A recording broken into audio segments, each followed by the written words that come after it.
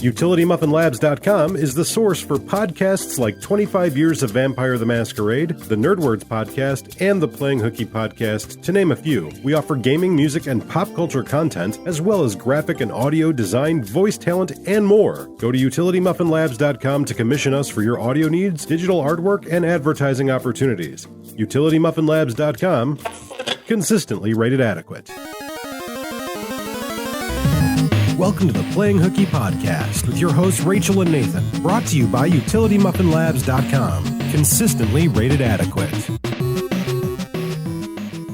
Welcome everybody to the Playing Hooky podcast. I am Rachel. And I'm Nathan. I don't know why I messed up my own name. I'm Rachel. There we go. It's hard. It's hard being Rachel. It is hard being Rachel. So update, on our last podcast, you asked me, is Jon Hurt in Hellboy? Mm-hmm. I can confirm that the internet says he was not only in Hellboy, but he was also in Hellboy too. Oh, I didn't know that. Yeah, he played like the professor. I have to admit something. I was never really a big fan of the Hellboy movies. Well, that's because you're a bad person. Bad person, yeah. Why didn't you like him? I don't know. They didn't ever really catch on with me, and I found them kind of a little boring. Wow. Okay. Yeah. Not a Guillermo del Toro guy, huh? Well, it depends, I guess. We went and saw that one movie in the theater that he made. The Shape of Water? Yeah, and that movie was really good. Yeah. But the only other movie by him I had seen was Hellboy. Well, we've got a lot coming up then, because we have El Espinazo del Diablo, and then we have Pan's Labyrinth. And, you've seen Pacific Rim.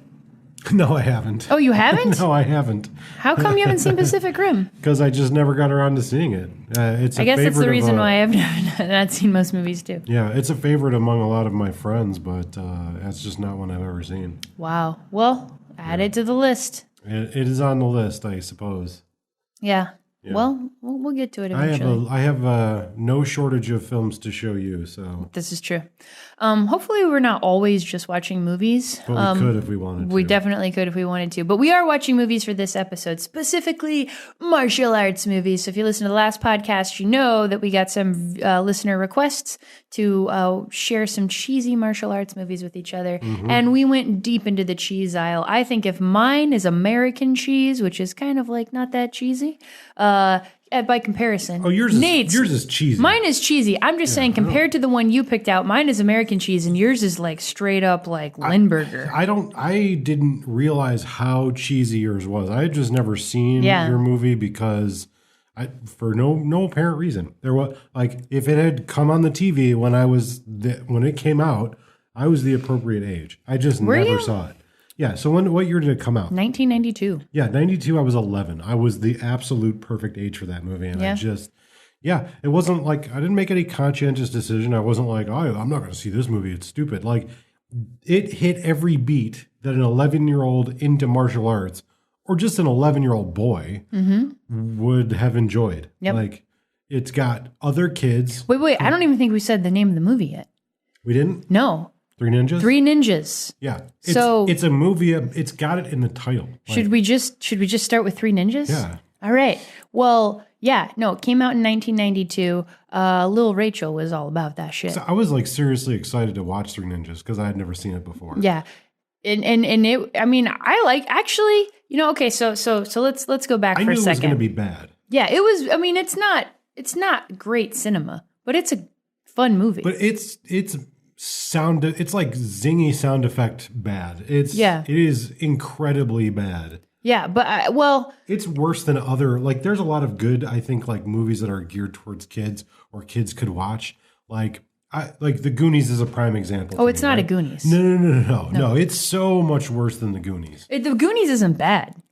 So to say it's worse than The Goonies is duh. Yeah. The Goonies is good. But if you were like, hey, tell me about Three Ninjas, you've never seen it, I'd be like, oh, it's probably just like a kid's movie where kids play ninjas, right? And it is. It definitely is that. But it's like Home Alone. Okay, yeah, that's what I said. I was like, it's Home Alone meets Ninja Turtles meets what else? It's actually on the box. There's like a on the box. There's like a thing where it says like Home Alone meets blah blah blah, and it's exactly like that. It's Home Alone meets Ninja Turtles meets Karate Kid. That's the movie. Yeah. Basically. So I saw that. I don't remember if I saw it in theaters or not. I probably did. I can't recall. But anyway, I was 8 years old when it came out. I love martial arts. I loved anything to do with karate or anything like that. I always wanted to do it. Couldn't because, like money is a thing that my family didn't have. But I loved Three Ninjas. And it's basically the premise of the movie is it's three brothers. And their grandfather is Japanese. And he is a ninjutsu master. And every summer, and probably throughout the school year, these boys go spend the summer with their grandpa, and they learn how to be fucking ninjas. Okay? Samuel, Jeffrey, and Michael. Samuel, Jeffrey, and Michael. Yeah. So they go and they like train to be ninjas, and they're like out in the woods playing at their grandpa's house, doing kata, breaking boards, like swinging swords blindfolded, and like sword fighting blindfolded, just like typical shit that kids think ninjas do. Now, I have a real quick question for you, kind of related. Now, I know you've never practiced ninjutsu. No, of course not. I know you've never practiced that, but Right. you do practice karate. True. Now, at what point in your practice of karate did they give you a code name and a mask? Oh, I can't talk about it. Okay, Yeah. that's fair. Yeah. Can you tell me your nickname? No, I can't tell you my code name and my Is mask. it Rocky, Colt, and Tum Tum? No, yes. So that's like the thing. Okay, so first of all, a comment on the martial arts being done in this movie. I don't know if ninjutsu is a real thing. I feel like ninjutsu is like the fake shit that like real ninjas have like. It's not a thing. I think you're giving too much credit to the people who have like practiced Right. ninjutsu. No. So what these kids were doing, killing hands. what the actors were doing in the movie was very taekwondo looking. A lot of like very spinny high kicks. Also, I think like the whole point of being a ninja is to be quiet and stealthy. So probably not a lot of like, yeah. Every time you're about to do something, like every time you're about to sneak up on someone, probably the smartest thing to do if you're a ninja is not to be like, yeah. Like, so, martial arts was super, super popular in the 90s. And like the most like flourishy, loud, belts were a big thing, like multicolored belts. Like, belts are still a big thing for kids. It is a way to rank, but I could go off. I could talk forever about belts and how stupid they are. It was very common, I think, back then for... Oh, they started inventing belt colors in the 90s. Yeah, for sure. All the worst aspects of martial arts, like you could go into any library, any bookstore, any grocery store, and there was like martial arts magazines, and there was all these dudes with like their multicolored, like it was huge back then. Yeah. So I think this film is really just a product of the times of the popularity. Yeah. And it's yeah. Oh, their grandfather is Egg Shen from Big Trouble in Little China. I don't think that's his real name. I think no, definitely not. It's definitely I forget the actor's name. But yeah, so he's in Big Trouble in Little China. But anyway, back to the movie. So essentially these brothers, they go study ninjutsu with their grandfather in the summer, and it's like, like they're in like the end, like the two older boys are probably like 5th grade, 6th grade age, and then the youngest boy is probably like 3rd grade, 4th grade Victor age. Wong. Victor Wong is the name of the actor who plays the grandfather. Right. But anyway, who, as an aside, is a Chinese American actor, or was a Chinese American actor. Not Japanese. Not Japanese. So probably not teaching ninjas, but maybe he's an actor. Maybe there's like, stealthy secret ninja Chinese martial arts. Anyway, so the kids at the end of the summer, they get like kind of initiated by their grandfather. Like they finally advanced so far in their ninja training that he's like, I'm giving each of you a mask and a nickname that'll be your new ninja name based on like, your characteristics. So one boy is very strong, so he like a rock, so he gets the nickname Rocky. And one boy is very fast, like a horse, so he gets the nickname Colt. And the other boy can just eat everything and not throw up, so he gets the nickname Tum Tum, which is adorable but also really stupid. So anyway, long story short, these boys their father, who is their mother, is the daughter of the Japanese American ninjutsu practicing grandfather, and she married a man. So their dad is in the FBI, and it turns out that his dad's on like a case with the FBI investigating the bad guy in the movie, whose name is Hugo Snyder. And wouldn't you know it, Snyder is this like sort of international corporate bad guy, but he's got like a slick back ponytail and everything. He's one of the best, worst villains I've ever seen in a movie. And it turns out that somehow Snyder and their grandfather, Mori Tanaka, that's their grandfather's name, Mori Tanaka, were involved in business dealings sometime in like the 70s or 80s. And as it turns out, Grandpa Tanaka was actually trained Snyder in the art of ninjutsu. Because of course he did. Because why not? Of course, that's what everybody, I mean, I know when I'm doing a business deal, I train everybody in Shodokan karate until they're a black belt. Like that's obviously, like why wouldn't you? So anyway, so Snyder's like this bad guy that their FBI father's investigating. And then like, so Snyder's trying to like, get Tanaka to get his son-in-law to lay off, and he thinks that by threatening his grandchildren and his daughter he'll be able to do that. So Snyder arranges to have the boys kidnapped at their home, which is where the Home Alone part comes in. The three sort of doofus kidnappers come in and definitely get the Home Alone treatment. And then the boys throughout the movie are showing their like ninja skills. And, the kind of running theme through the movie is that their father, the FBI agent, doesn't approve of these silly martial arts. And he's like threatened that, this is the last summer you're going to Grandpa's and blah, blah, blah. And the middle boy, Colt, is like very upset and forlorn throughout the movie. Like, Dad's not going to let us keep practicing ninjutsu. But then finally at the end of the movie, their ninja skills are so strong and they're such good martial artists. Oh, I'm sorry. That was a powerful sneeze. That was a power sneeze. I can't wait until you see what that looked like on video. Yeah, me too. But anyway, so like finally at the end of the movie, they convince their dad, like, oh, we're great martial artists. And Dad finally comes around. He's like, well, I guess this martial arts thing isn't so bad after all. And that's the end of the movie, basically. It's oh my God, it's so not the end of the movie. But okay, there is so much. That's a summary of what happens in Three Ninjas. There's so much more. Yeah, this movie. Like, I want to just interrupt you. Yeah. Because it's a movie you brought to the table. Yeah. But I feel like it's my duty to take this movie and just push it to the rest of the masses. Yeah. Because this movie... Probably the rest of our masses have seen it or know about it. Yeah, probably they have. But it's changed my whole dynamic. Yeah. My whole martial arts but let me crappy movie dynamic. Before you jump in, go ahead. Let me just say one last thing.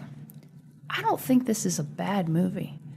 It's cheesy. It's definitely for kids. Oh, my God. But I think it's an entertaining beginning to end movie. Like, I think it's worth your time. That's where I'm trying to get to. Yeah. Go ahead. No, because continue. here's the thing. This movie is bad in every conceivable way it could be bad. Yeah. It's got a ridiculously cheesy villain. It's got three douchey surfer, like, whoa, dude, oh, my God. Kidnappers, yeah. Like... And all of them are like sporting Metallica T-shirts, right? It's very much like Bill and Ted, like the bad guys. And then there's like this emasculated henchman that Snyder uses to like do all these things. This has got Professor Tanaka in it, like the giant Japanese pro wrestler guy. Yeah. And it's lines like, Dad doesn't believe that we could be great ninja warriors. Like, just like, that's not even a direct quote, but it's just like lines like that. Mm-hmm. This movie, we're supposed to go see The Room on Friday. Yeah. And I'm sure everybody watching this is like, yeah, we've seen The Room. But like, this movie is like a cohesive plot version of that movie. Like, it's so bad on every possible beat.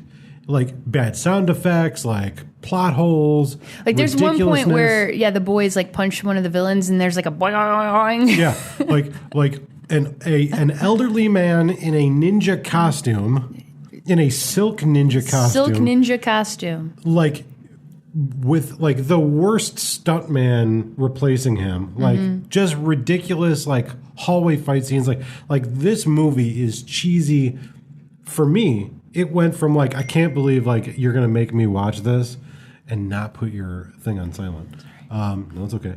I can't believe you're going to make me watch this terrible movie, to like, oh my God, this movie is so terrible. I want to watch this with other friends and be like, did you see that? That was ridiculous. Yeah. Like, I have to say, I didn't think I would like this movie, and I really like it for probably all the wrong reasons. I mean, I like it. I have to say, it's like one of the movies from my childhood that I watch it, and it's like, yeah, it's cheesy and it's stupid, but it still kind of holds up. I feel like it has a good plot. I think it has a good plot. It has a terrible plot. I think it has a terrible plot. I don't think it's that bad. No, it is awful. However, for me, it definitely went like to the so bad it's good. Yeah. Where I like after watching it, I was like, I need to watch that again. Yeah, it's bad. I need to watch that and like make a drinking game out of it. Like this movie. You gonna have your kids watch it someday? Yes. If I ever have kids, like this is definitely going into the rotation. Like we bought this movie. We bought it at a disc replay. Right. I paid $5 for this. Yes, and it was worth $5. Yeah, it was definitely worth $5. Yeah. Here's the funny thing, though. The what's his name? Victor Wong, I believe. Yeah. The grandpa. Mm-hmm. He's in all 4 of these movies. Oh, is he? 4. There's 4 of them. Of these movies, and I believe he's the only actor that is in each and every one of them. Yeah, I don't think the kids all stayed in for all. No, I think one of the kids is in multiples, but they didn't have any problem switching out kids. Like, we didn't see any of the other ones, and that's fine. But it looks like one of the kids is in 3 of the movies. The kid who plays Colt, who's like the brash, reckless, like, quick to act kid. He's in 3 of them. So somehow they kept that dude around. The other 2 kids they got rid of. He was actually the best actor of the 3. Yeah. Yeah, of the 3 kids. Yeah. But definitely wasn't the leader. So that was his brother, Captain America. Yeah, they should have probably. Well, I think the cast. It doesn't matter. Who cares what the cast is? It's a stupid movie. It's terrible. But if you're into really terrible movies, you need to watch this with your child eyes and just realize how many like ridiculously bad quotable things are in this movie. When I was a little kid, though, I loved this movie, and I used to pretend that I was like their adopted sister, so I could learn ninjutsu from Grandpa Tanaka. What is cooler than your own colored gi and mask? Yeah, your own like specifically colored gi and mask. Like, what kid who grew up loving Ninja Turtles didn't want to have like all of that? Yeah. So it reminded me when I was watching Stranger Things. In the last podcast, we were kind of like talking about Stranger Things. There's a scene in there where one of the characters goes, "No, this plan is called child endangerment." Yeah. And that's very much what this movie is. Yeah, it's basically just child endangerment. Yeah, it's like you see all those men with we'll call them samurai swords because they're probably not really katanas, but. Go fight all those guys, and I'll just stand here and watch. Here's another reason, like, why as an adult, I don't think you have to be a martial artist or know anything about martial arts to recognize this, but maybe doing martial arts and enjoying it and, like, watching it with, like, more of a critical eye just because you can't help it. Looking at the fighting, I think it's actually awesome and terrible for the same reason. So the movie like purports like, oh, these kids are ninjas, they're great fighters, and they're taking on all of these like adults and kicking their ass and beating them up. And when you're watching the kids and like the adult stuntmen fighting, these kids are like really kicking these people. They're like actually making contact. They're not throwing their kicks. They're not like making them softer. Like you can tell these kids are kicking these stuntmen full force, which I think should also tell you that no child, no matter how skilled in martial arts, could ever beat up a grown-up. Yeah. Maybe like 3 children all at the same time, maybe 6 children all at the same time, if they all gave like a spinning back kick to a grown-up, are going to like knock the wind out of them and maybe like, fuck them up. But one kid, it's not happening. Yeah, like there's a point where shot, like, a groin shot, sure. But there's like a whole thing in the movie where they're like practicing with this dummy and Grandpa tells them to light up the eyes where they're getting like these specific pressure points. Yeah. Now, granted, if you have like a 60, 70 pound child who hits you with all of their strength and perfect technique and form in a real life pressure point, Yeah, I mean, it could it could really hurt. It could knock you out, depending on what it is, depending if they do it. Who knows? When did they teach you the quivering palm technique, the dim mak? Oh, the dim mak. I can't talk about the dim mak. That's fair because I know that like Frankie Dukes knew the dim mak. Like that's another thing that's like very popular in this era. Like it's a hallmark of people who don't know martial arts. Yeah. It's the secret quivering palm technique, the one strike that if I teach you, you could kill a man with. Right. So that's why I'll never teach you or show you. Right. Remember Bloodsport where they're like, Yep. So you think you can fight? Show us the dim mak. Yeah. He's like, I'll break the brick. And they're like, no, break the bottom brick. Right? Like, it's very like, break the brick. It's so good. It's classic. Yeah, it's classic. I mean, there are real pressure points and like nerve bundles if you hit them. That's why they use them in mixed martial arts tournaments all the time. Yeah. Because it's just like, if I just hit you, it's the one. It's the lucky punch to the right spot in your head. Right.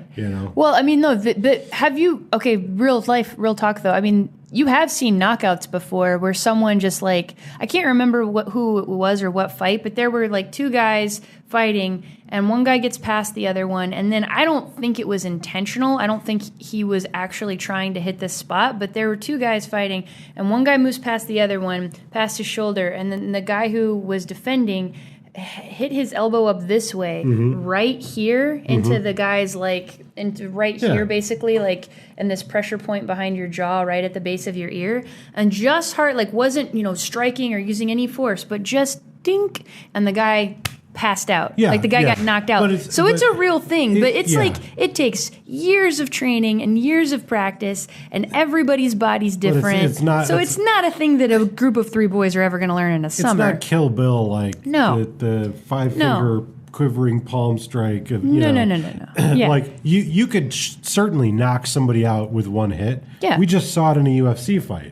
But that doesn't mean that like that's some like strange technique passed down in great secret. Was it Masvidal versus Askren? Yeah, Ben Askren. Yeah, Askren, sorry. Yeah, so let's just say that none of these three boys are kicking any of the stuntmen with the force of, Masvidal's knee. No. Like, that's not happening. But it was funny to see, because, it's like, these kids have like, good looking technique. They're really hitting. They're really making those strikes, but also they're children.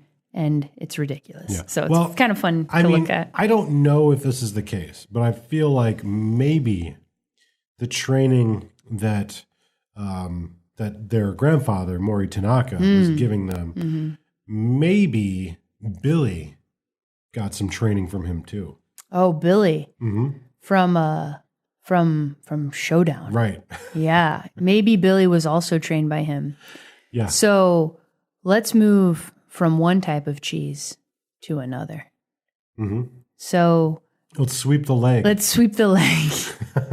So Nate's like, I'm gonna have you watch Showdown. And I'm like, okay. I don't need Billy Blanks. I'm like, wait, like Tybo? Tybo Billy Blanks? And he's like, yeah. I didn't know Billy Blanks ever actually did martial arts or did movies. I only knew him from Tybo. I was like, oh, this is some fitness guy who's like taking some kicks, some punches, and made an exercise video. True story, actually did Tybo. It was very popular in the mid to late 90s, and that was coincidentally when I was on the track team, and we had to do it for conditioning because our coach was like, this is a fun thing to do when it's too cold outside to run, so let's do Tybo. So I had to do that. I guess, it's a good workout, but does not qualify one to do martial arts, for sure. But anyway, so Showdown. Why did you want me to watch Showdown? Because Showdown is a steaming pile. Showdown is basically like a retelling of Karate Kid. But worse. Yeah, but like they weren't like, let's make a better Karate Kid. Nobody needed the Karate Kid to be retold. No. It kind of just was self-contained. Yeah, so I had you watch this because, again, this is probably, let me see when this movie came out. This movie released in 93, so like right around the same time. Yeah, right after. Like 12 years old. Yeah. And for me, I was like 12 years old. And I had seen Karate Kid, so like this movie, in fact, I have to admit, like at the time I was watching it, the Karate Kid correlation didn't really connect with me. We sat down to watch it, and it's like, this is almost this is almost a remake of another martial arts movie you've seen. And I'm like, okay. And he's like, I'm not going to tell you which one. And then we open and it's like, you know, the movie goes through or whatever. And then it turns out there's a high school kid who's new in town, who the janitor is going to teach him martial arts. I was like, is this a fucking karate kid? And he's like, yes. Yeah. So the best part about this movie to me is that Billy Blanks plays a character named Billy. And he eventually teaches a character named Ken, and the actor's name is Ken. So they didn't really even have to do much directing. They didn't even have to remember their characters' names. And I don't know if that was like an intentional thing or what, but basically Billy is a cop, right? And Billy never uses his gun. Again, like the tropes just runneth over. Right. And he's a cop, and his partner is like McTaggart, Murtaugh, like whatever. Very Irish looking mustached white guy. Some old angry white fella, like, I got an ulcer. I'm getting too old for this. Getting too old for this shit. So they respond to a call that there's like a party, right? And the main bad guy is an actor named Patrick Kilpatrick, and him and his brother are like, I don't know, they're like the bad guys. They're not even bad guys. They're like the characters at the beginning of Terminator. Who were hanging out at the observatory. You know, they're just rambunctious, like here to wreck shit for no reason. Right.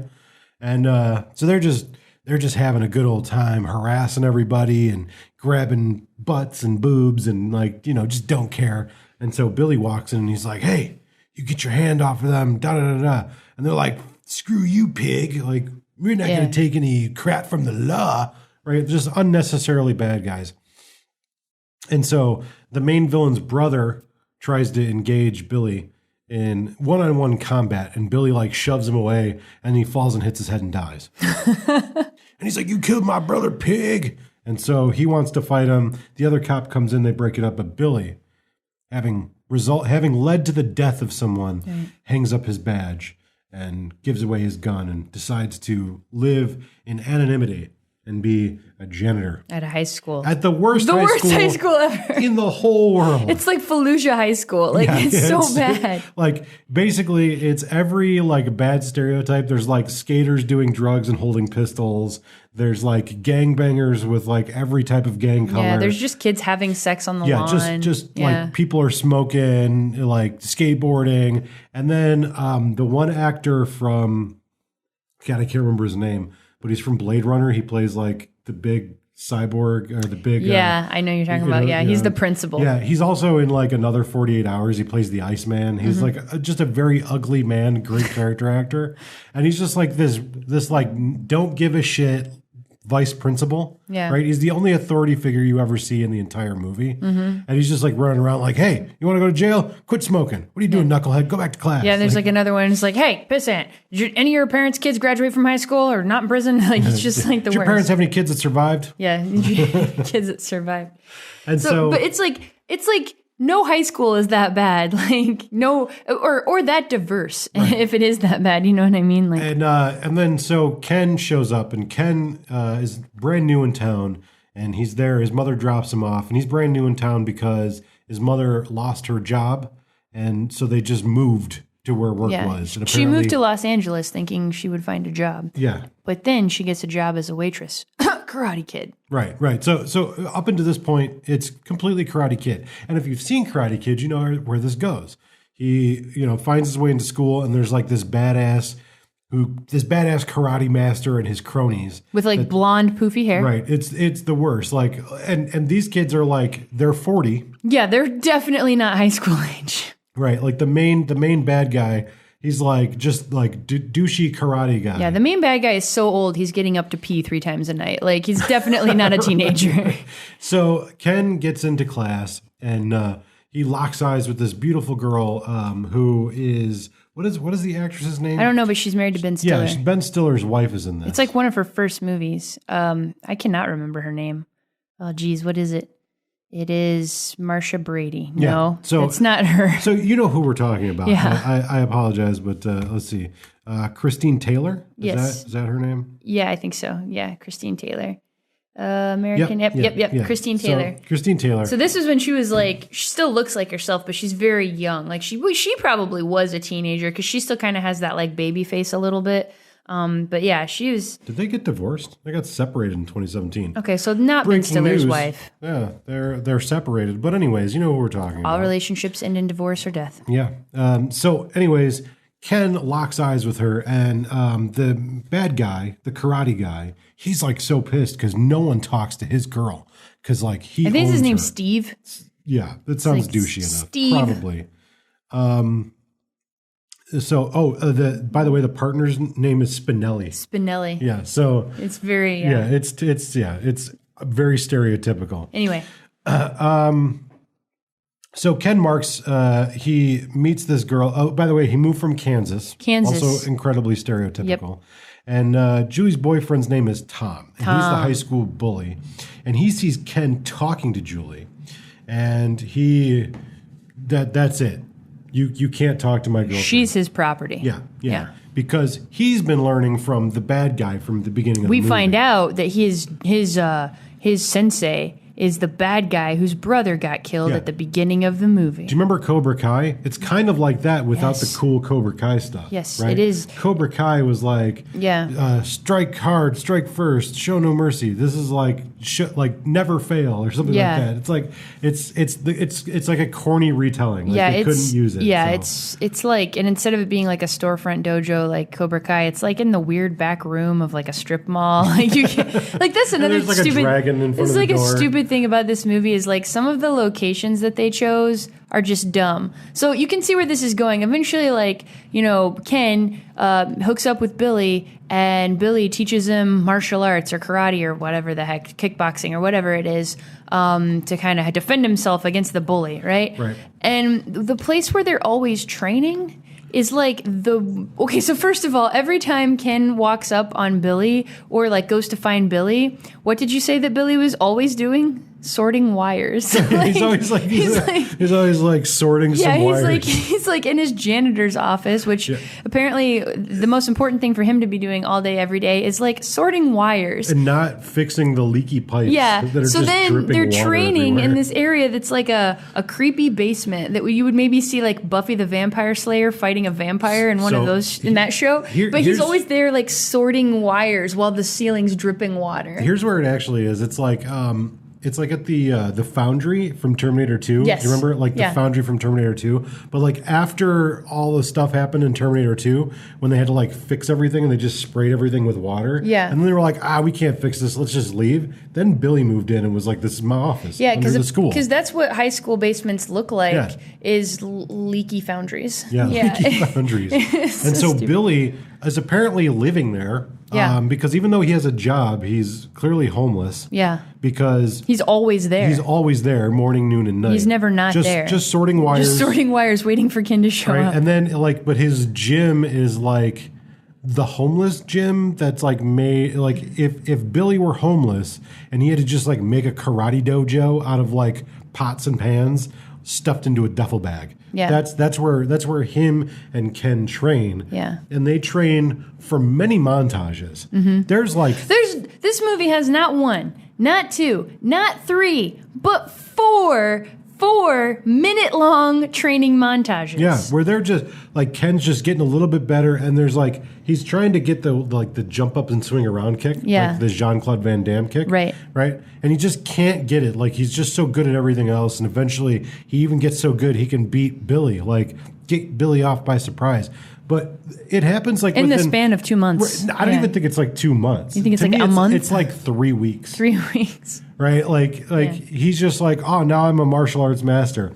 And he gets so good that there's this whole like subplot about like an underground fighting ring that I don't recall from the original Karate Kid. No, this is where it deviates from the Karate Kid. Although one more thing about the Karate Kid before we move on. Mm-hmm. So there's at one point where Billy agrees to start training Kenn, that Billy's like, first thing we gotta do is clean. And then like, so Billy's like getting ready to like, or Ken's getting ready to scrub the toilets with Billy or whatever. And he's like, is this supposed to teach me about martial arts? Ha ha ha, wax on, wax off. And Billy goes, no, this is so we can clean the toilets. And then like, he's like, this ain't no. Like I feel like they make reference to Karate Kid. I don't remember if they like come right out and say it. Right. But like they make obvious reference like they're somehow better than the Karate Kid. So like in the first training montage, it starts off with like Billy like cleaning a toilet with a toothbrush and scrubbing the floors and like doing something else, stereotypical. I'd like to talk a little bit about Kilpatrick's character. Please do. His character's name is Lee, and he teaches his students through to learn martial arts by kicking their ass and humiliating them. Yeah.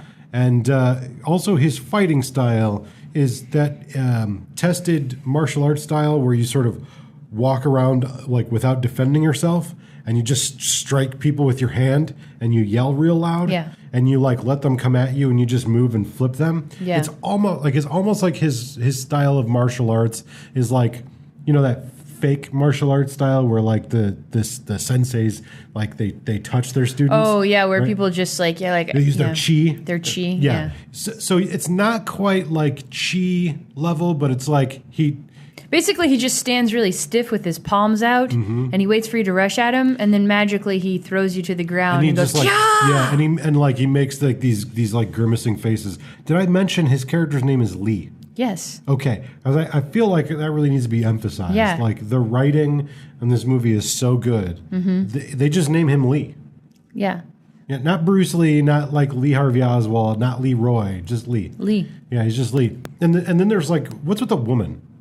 Oh yeah, there's like a fight promoter who is sort of like one of Lee's henchmen, and she's the one who finds out that like Ken is turning out to be such a good fighter, and it turns out that this other boy Tom, who's the bully, is also a fighter in this underground fight league, and so she's like weird and creepy because she's like always like macking on these like high school boys, but then also she's like, come fight, you'll make $200 a night, which is a lot of money for a boy whose mom's working as a waitress. Like, she's the worst. Really well, yeah. Thank you. I try. Yeah. So basically, that's what happens. Yeah, that's basically the movie. And then, wouldn't you know it, Billy ends up getting attacked by some of Lee's henchmen and goes missing for like the last 20 minutes of the movie. Yeah. But then he magically shows up again to cheer Ken on during his fight against Tom. So the interesting thing about Billy disappearing is that the henchmen are sent to kill Billy, right? Yeah. Not to like beat Billy up and like go kill Billy. But so they do it with karate and a butterfly knife. Did they? I don't recall them having a gun. No, there's no guns. So they go. So Lee finds out that the person training this kid, Ken, is Billy, the guy who killed his brother. So he's like, go kill him. And like he just sends like the Foot Clan after him. And one of them has a butterfly knife. And then like Billy gets, I think, stabbed or something. Yeah, well, because the guy uses a butterfly knife as a throwing blade. Yeah, because that's how you use it. Yeah, and I think he gets Billy like in the arm or like the thigh or something. And so, Billy's very badly wounded, but I'm pretty sure he murders those two guys. Yeah, you don't know, but it's kind of like assumed that like maybe Billy kills them. Yeah, I don't know. So Ken has to go fight in the underground martial arts fighting ring, and he lacks the confidence, even though he's been training for so long. He definitely he's all like, 3 of those weeks. Yeah, all 3 weeks he's been training. Like he's learned all of the skills. He mastered the swingy flippy kick. And but he doesn't have the strength. But then Billy shows up, and Billy's not like, no, don't fight in the tournament for illegal monies. He's like, yeah, gives him like I'm here. And so Ken is emboldened to fight Tom. Yeah, and uses that burst of energy to kick Tom's ass. To beat also, Tom. what's also miraculous is that Ken went from like a zero to a hero because he takes off his shirt. He looks like a dehydrated short Arnold Schwarzenegger. Yeah, he's like the most cut, most ripped kid who just spent 3 weeks training in Taekwondo, whatever. Yeah. He's like, obviously the actor who played him was a real martial artist. He's ripped as shit. Like this guy was so cut. It was impressive. He looked like an action figure. So one thing that you'll notice throughout the movie is that Ken is wearing like baggy, loose-fitting, like dumpy clothing because his physique. He's so ripped the entire movie. They don't want to like ruin the big payoff when he takes off his shirt and shows you like his 8-pack with like He-Man ripples. Yeah, like, he's like sinewy, like pecs, and yeah. Yeah, it's ridiculous. So, so then, anyways, Tom gets beat, and Lee comes over and like gives him like an eagle talon claw shot to the face because you failed me, and failure is not an option. And at this point, Tom finally turns on his master and is like, "Get him, Billy!" Yeah, and like Billy jumps in and fights Lee. Yeah. So then Billy and Lee are fighting, and of course Billy is like, losing, and then Spinelli comes in. Yeah. And it's like, then like Spinelli must be Billy's the cop. teacher. Yeah, like Spinelli's the cop, right? Yeah. And so then like Billy gets like gets invigorated, and it's just like there's just so many like it's so bad. It's so invigorating. It's just so bad. There's so many like teacher to student moments. It's just such a bad movie. Oh, it's great. That's so bad. I've seen it probably 10 times. Yeah. Yeah. And I'll probably watch it again. I'll watch it again. And if you want to watch it, you can watch it on Amazon Prime. Is that where you finally found it? Yeah, because I don't think it took us forever to find it. I don't think it's actually ever been released on DVD. If it has, it's really hard to find because it was like a straight to cable. It fits right into like the late Chuck Norris, Cynthia Rothrock like era of martial arts films. Yeah, it's really long too. Like it's much longer than it needs to be. It's so much longer. Like you could have done without any of those training montages. No, I don't think so. I think the training montages were integral to like the 3 weeks of training that he had. Right. How could you like you have to kick the hubcap jump rope thing to get that ripped? Like it's true.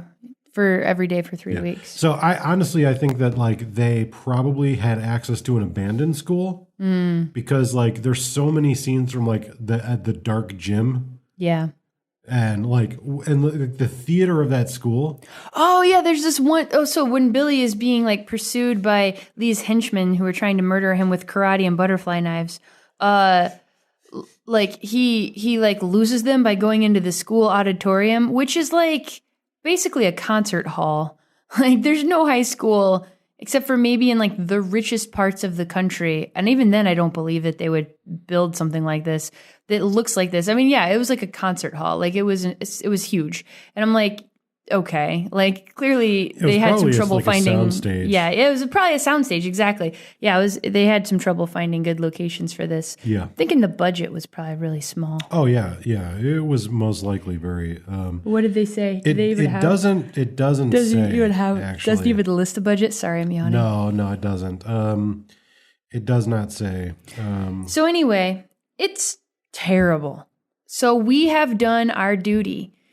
You guys asked us to, and we did it. We both selected 2 very cheesy martial arts movies that we both like a lot and have liked and will continue to like going forward. And we made the other one watch it, and I think we came out in the positive. I mean, I feel more positive about Showdown than I did about Scarface. And I think you feel more positive about Three Ninjas than you ever could have about Aladdin. Yeah.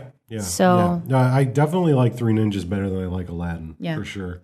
So, anyways, we love your suggestions. Help us out. Give us a direction for what we should review next. Sure. What we should bring to the table to play hooky with. Right. We're going to go see The Room.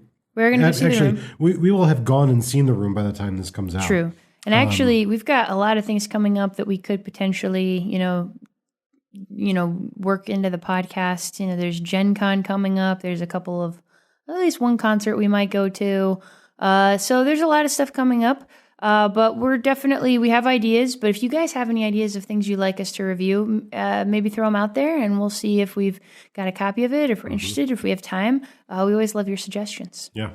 And if anybody knows of a place where you can get Showdown on DVD, or if it was ever released on DVD, I haven't done that much investigating, but anyways, watch it for free if you have Amazon Prime, or spend a couple of dollars and rent it. You will be incredibly satisfied by how terrible it is. I'm pretty sure you could find Three Ninjas on at least some streaming application, and you can probably get it at like a used bookstore, used DVD place. It's worth your money. And if you've got kids, it's a fun kids movie. Like your kids are going to like it. And if you're a dork, you might like it too.